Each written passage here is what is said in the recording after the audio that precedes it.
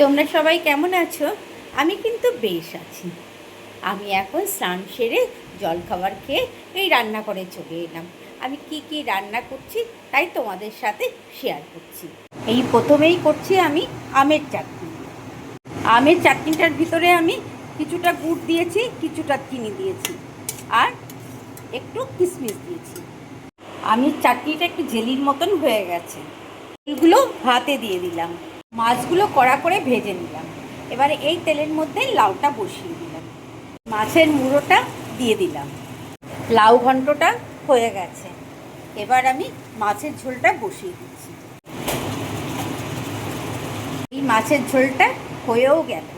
বন্ধুরা, রান্না করলাম এই ওল ভাতে একটু সর্ষে আর কাঁচা লঙ্কা বাটা দিয়ে মাখিয়েছি, আর করেছি লাউ ঘন্ট আর মাছের রসা, আর করলাম আমের জেলি চাটনি।